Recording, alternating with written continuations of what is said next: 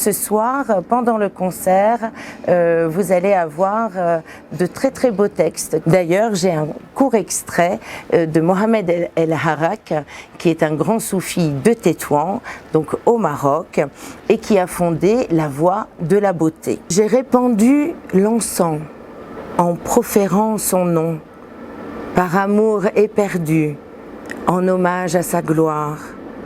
Un souffle s'est levé, qui m'a fait connaître qu'à travers le parfum résidait son essence. J'ai alors touché à la certitude qu'il n'est dans l'univers nul autre que lui. Bonjour, je suis Carole Latifa Amir, directrice artistique du Sama Orchestra, et vous êtes bien sur le courrier de l'Atlas.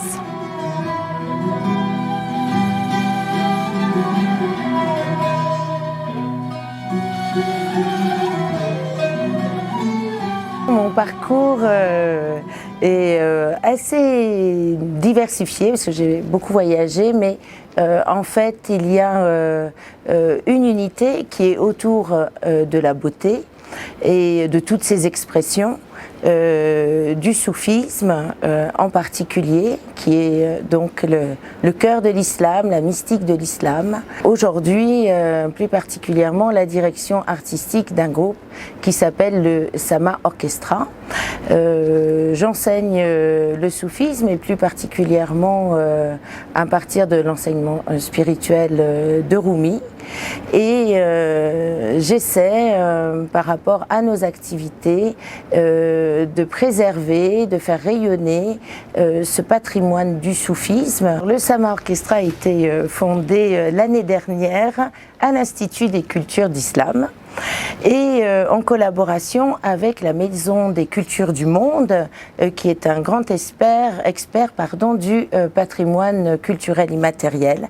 Donc une des bases du Sama Orchestra, en plus de vivre une expérience soufie par la musique, c'est de préserver le patrimoine culturel immatériel du soufisme. Les artistes qui, en général, ont aussi une appartenance confrérique, qui vivent le soufisme dans des confréries, avec donc leurs chants viennent aussi de différentes traditions. Et lorsque les soufis se rencontrent, un soufi de l'Inde qui rencontre un soufi de Turquie, forcément ils vont chanter ensemble.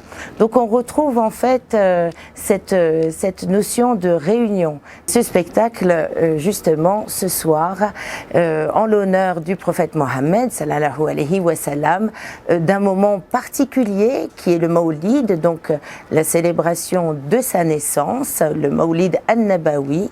Eh bien, nous avons choisi cette thématique des parfums spirituels, et notamment de la rose, puisque la rose représente l'essence divine, mais aussi le prophète Mohammed. Les grands soufis, dans leurs écrits, nous apprennent en fait à rechercher sur terre les parfums divins. Souvent dans le soufisme, on dit qu'il faut voir avec l'œil du cœur. On peut dire aussi qu'il faut écouter avec l'oreille du cœur, mais il y a aussi le nez du cœur.